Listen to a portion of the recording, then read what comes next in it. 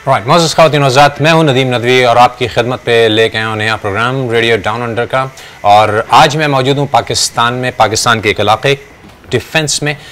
और यहाँ मैं जिस शख्सियत से मिलने आया हूँ उनको मैं बचपन से देखता और सुनता आ रहा हूँ। शुरू में उनके मकालमात मेरे सर के ऊपर से गुजर जाया करते थे। लोगों को हंसता देखकर उनसे पूछा करता था क्या मतलब क्या मतलब। आहिस्ता आहिस्ता बड़ा होता गया और उनके मकालमात समझ आने लगे और फिर मैंने उन्हें इंजॉय करना शुरू किया और फिर उनका मद्दाह बन गया। और आज मैं लिखता हूँ तो कोशिश करता हूँ कि उनको फॉलो करूँ, उनकी तर्ज़ तहरीर को फॉलो करूँ। तो आज मेरे साथ मौजूद हैं जनाब अनवर मकसूद साहब। कैसे सर? शुक्रिया बेटा, जीते रहिए। जज़ाकल्लाह खैर। आपने कौम को सोचने का हुनर अता किया है अपनी तहरीर के ज़रिए। लोगों को पता चलता है, आपने कहा क्या, जब उनका गुस्सा ठंडा हो चुका होता है। ये ख़ास काबिलियत आपको कहाँ से मिली? बेटा पहले तो कौम होना ज़रूरी है। तुम्हें कौम का नज़र आ गई तो अल्लाह करे कौम बन जाए कोई, फिर तो समझाने की भी ज़रूरत नहीं है। सही सही। बल्कि इकबाल कौमी शायर थे। अगर उन्हें मालूम होता कि ये कौम ये होगी तो वो सिर्फ शायर होते, कौमी शायर नहीं बनते। बजा फरमा। अगर दोस्त थे मेरे साथ, उन्हीं के लिए लिखता हूँ। कभी मैंने बड़े आदमी के लिए नहीं लिखा। सही। जो कुछ कहा तो औसत दर्जे के लोगों के लिए और गरीब लोगों के लिए लिखा भी मैंने और बोला भी। सही। अच्छा ये बताइए कि थिएटर, रेडियो, टीवी, कॉलम निगारी, फिर शायरी, आपका पसंदीदा मीडियम कौन सा रहा है? मैं पेंट करता हूँ। अच्छा। 1958 में मेरी पहली एग्जीबिशन हुई थी। जब से अब तक मेरे घर का खर्चा भी तस्वीरों पर चलता है। वाह। और बाकी रहा ये कॉलम लिखना, अखबार का, ये घर से ही शौक़ था। एक पढ़ा लिखा माहौल था घर में। सही। बजिया लिखती थी, ज़हरा आपा शायरी करती थी, सारा Naqvi voice of America BBC में काम करती थी, सुबरा आपा डिज़ाइनर थी, तो जुबैदा खाना पकाती थी। ठीक है। तो ये सब हुनर पूरे ख़ानदान में अम्मा की तरफ से और नाना की तरफ से आए।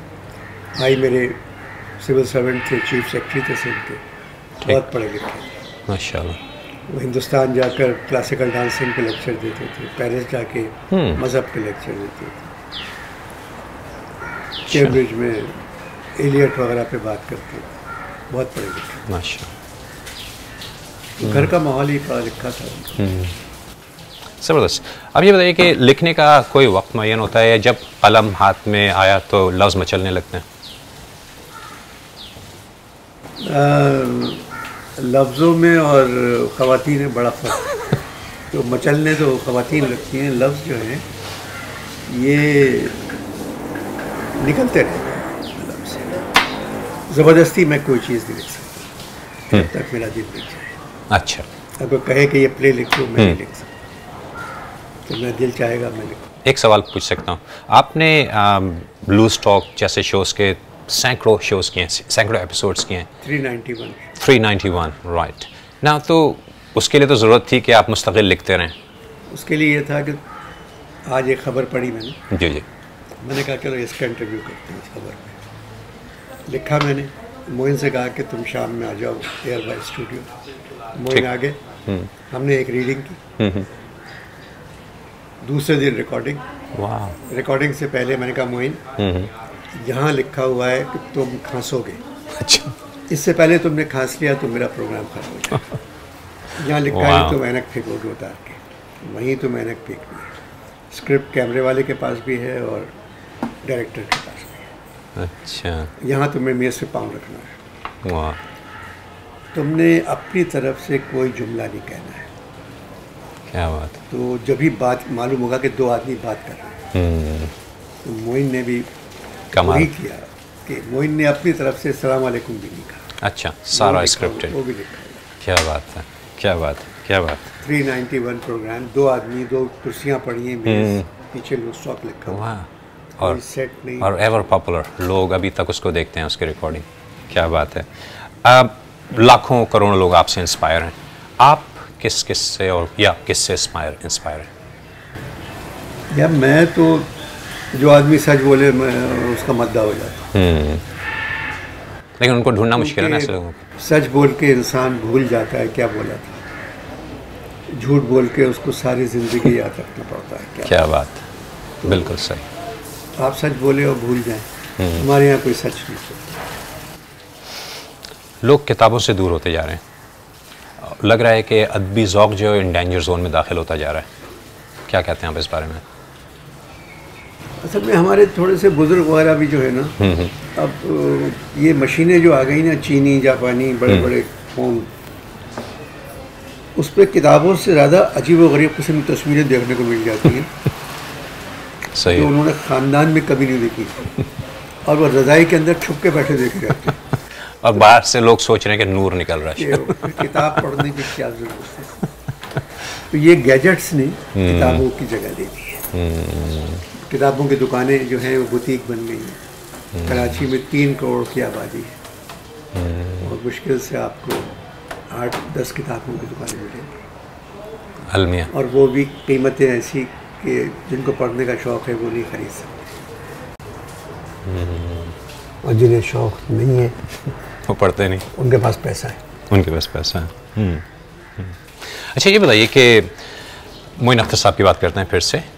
जोड़े आसमानों पे बनते हैं, आप और मोइन अख्तर साहब काफ़ी अरसे से एक साथ काम करते रहे, और मेरे ख्याल से क्योंकि जोड़े आसमानों पे बनते हैं इस वजह से आपकी शोहरत 7वें आसमान तक पहुंचने में ज़्यादा वक्त नहीं लगा, ऐसा ही है? मोइन बहुत बड़े एक्टर थे और शराब नहीं पीते थे, मजहबी तकरीर करते थे।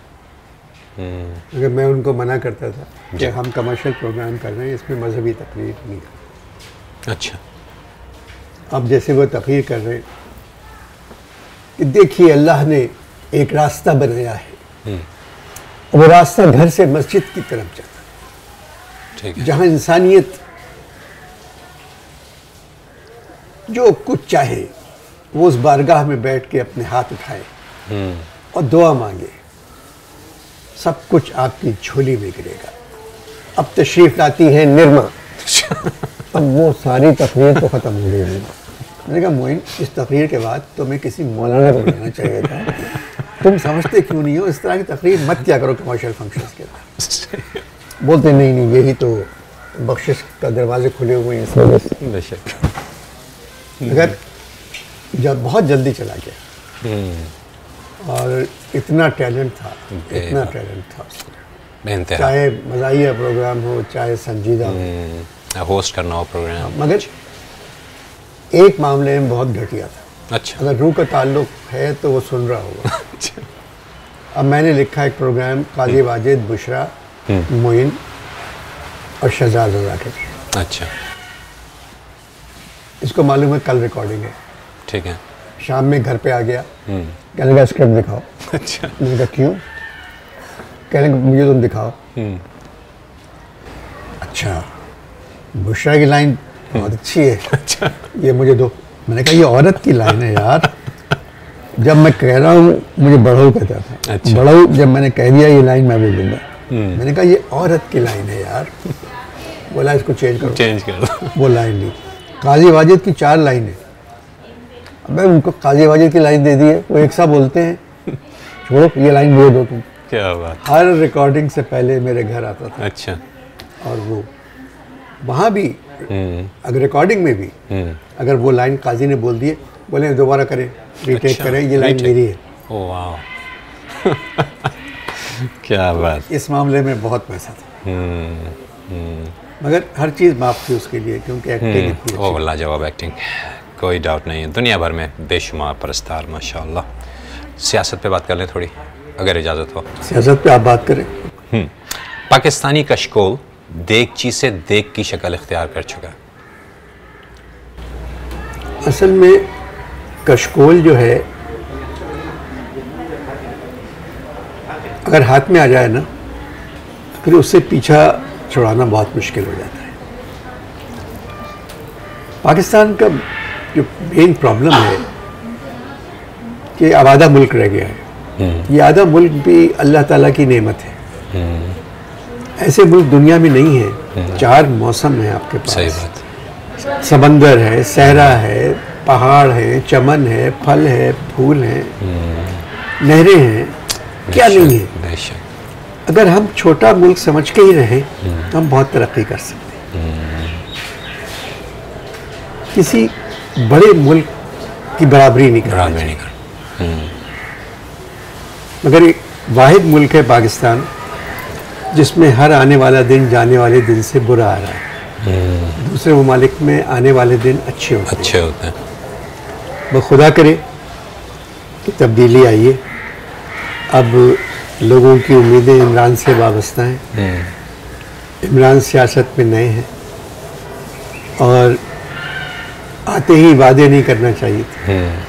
सही। 100 दिन में तब्दीली नहीं है। 100 दिन में आप तब्दील नहीं कर सकते। तो मतलब 100 दिन में आप एक घर पे पुताई नहीं कर सकते, रंग नहीं कर सकते। बेशक सही। तो 1 लाख मकान कैसे बनेंगे, कैसे होगा, तालीम कैसे होगी। मगर मुझे लग रहा है कि आने वाला बता रहा है कि बेहतरी की तवक्को है। देखिए हवा, पानी, रोशनी पर तो कोई कैद नहीं है। नहीं। ये तो हर इंसान का हक है। ठीक है। और फिर अगर यहाँ पानी और रोशनी भी ना मिले तो फिर तो लोग चुप हैं, अभी तक बाहर नहीं निकले। ये कुछ ईरान में होता। ईरान में कौम है कि ईरान की कौम ने दुनिया की सबसे बड़ी बादशाहत को हटा दिया। बेशक। लड़ाई के अंदर स्कूल के बच्चे लड़ रहे थे सरहद पर। तो वो जज्बा हमारे यहाँ अभी नहीं है। नहीं। तो इंशाल्लाह। आप समझते हैं कि इन सियासतदानों के तर्ज अमल की वजह से हमारी कौम बेहिस हो चुकी है? नहीं, सियासतदान तो खैर क्या, कौमी ऐसी है, इनमें हिम्मत ही नहीं। जिस मुल्क में तालीम ही नहीं है यार। अगला सवाल उसी पे ही था। 71 साल से 71 साल हो गए पाकिस्तान को। इन 71 वर्षों में 71 बजट आए होंगे। सबसे कम पैसा तालीम और सेहत। जिस मुल्क में तालीम और सेहत पर ही पैसा नहीं लगा सकते, वो मुल्क क्या तरक्की करेगा। बेशक। तालीम नहीं है यहाँ। ये सिंध के एक वजीर हैं, जब मुशर्रफ साहब ने सबके लिए शर्त लगा दी कि BA होना ज़रूरी है असेंबली मेंबर के लिए, वो BA पास हो गए। ठीक है। मगर उनकी मार्कशीट में केमिस्ट्री और फिजिक्स लिखा हुआ है। तो मैंने उनसे कहा सर आपने BSc किया है, आपने BA नहीं किया है। बोले नहीं मैंने BA कर लिया। मैंने कहा आपके सब्जेक्ट केमिस्ट्री और फिजिक्स है। उन्हें ये भी नहीं पता। अल्लाह अकबर। तो वो डिग्री मिल गई। बहुतों के पास डिग्री है। तो मगर देखें, आप तो बाहर रहते हैं जी। ऑस्ट्रेलिया में हम लोग सिर्फ शार्क्स को जानते हैं कि ऑस्ट्रेलिया में शार्क्स होती हैं। आपने ऑस्ट्रेलिया की बात की, आप ऑस्ट्रेलिया आए थे अभी, राइट? सिडनी में बहुत बड़ा शो किया आपने। आपसे पिछली मुलाकात में तस्करा हुआ था, आपने कहा 800 के हॉल में 1600 लोग पहुंचे। और मैंने फिर जाके घर देखा भी उसे दोबारा, और वाकई ऐसा ही था। कुछ भरा हुआ पैक। बिल्कुल। लोग यानी प्यासे हैं इस ज़ौक़ के, सुनना चाहते हैं अच्छी तहरीर। अगर लोगों को प्यासा देखना चाहते हैं, आप फेडरल बेरिया जाएं, मलिर जाएं, लाडी जाएं, फिर आपको मालूम होगा कि लोग प्यासे कैसे होते हैं। पानी नहीं है वहाँ बिल्कुल।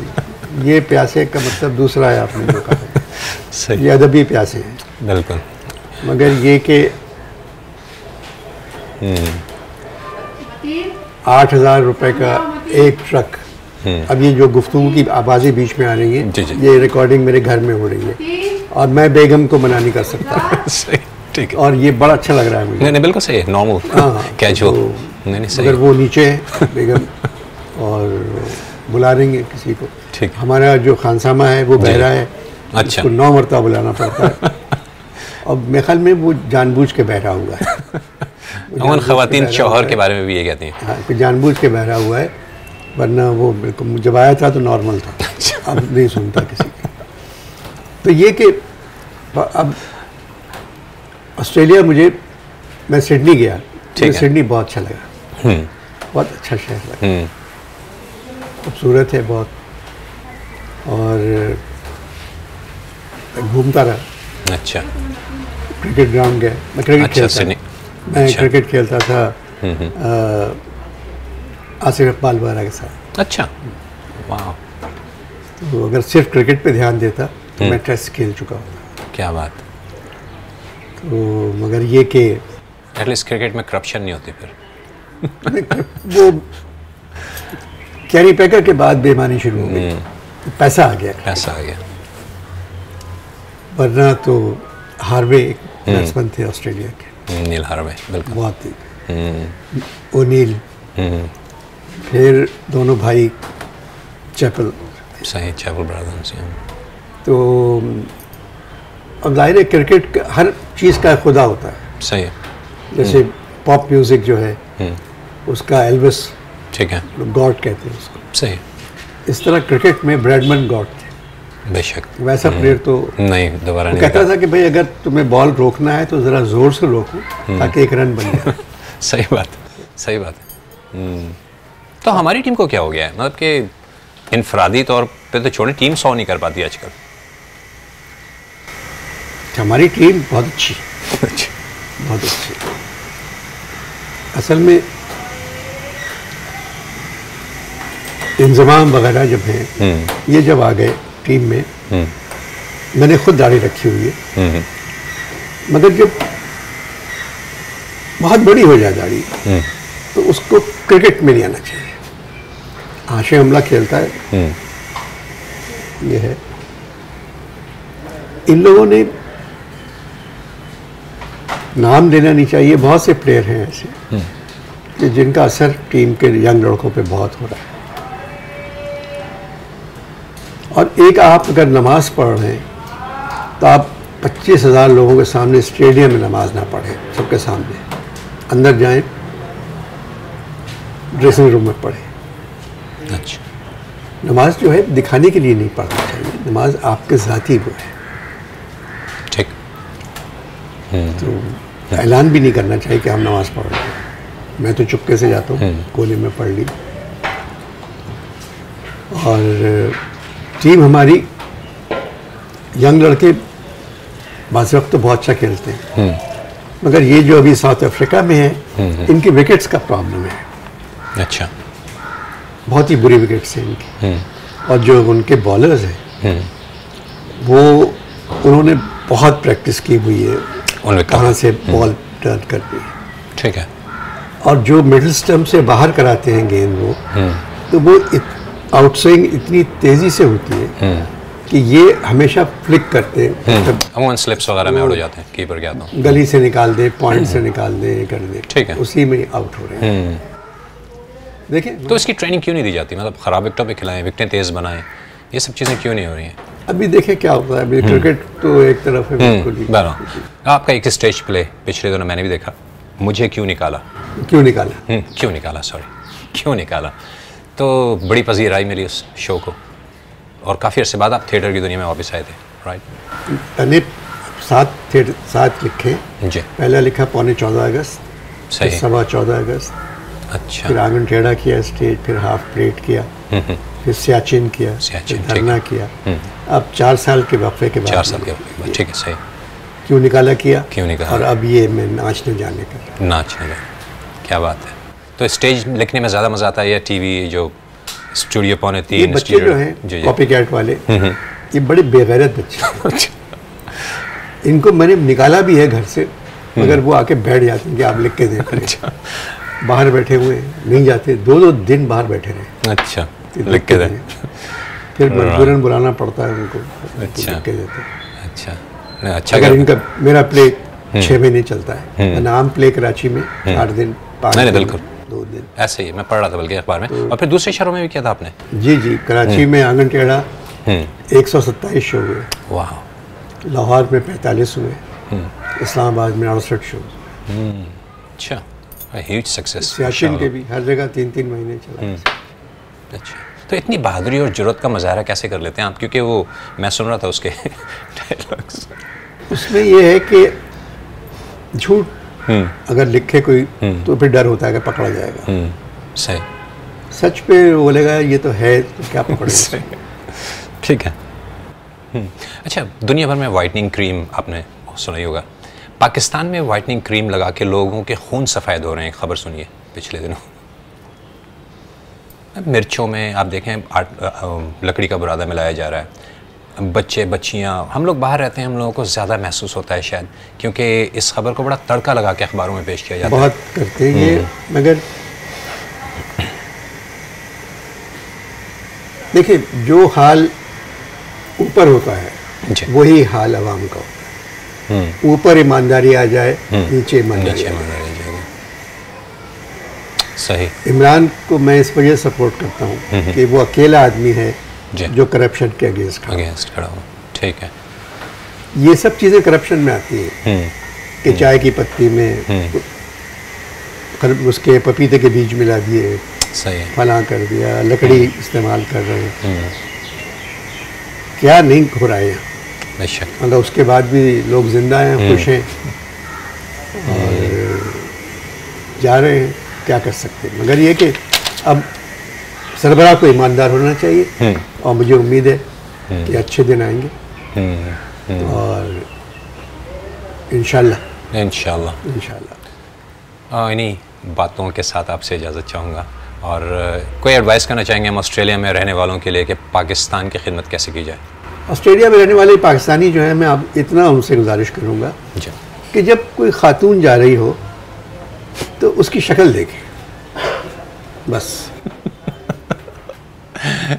ये थे दोस्तों हमारे बुजुर्ग राइटर अनवर मकसूद।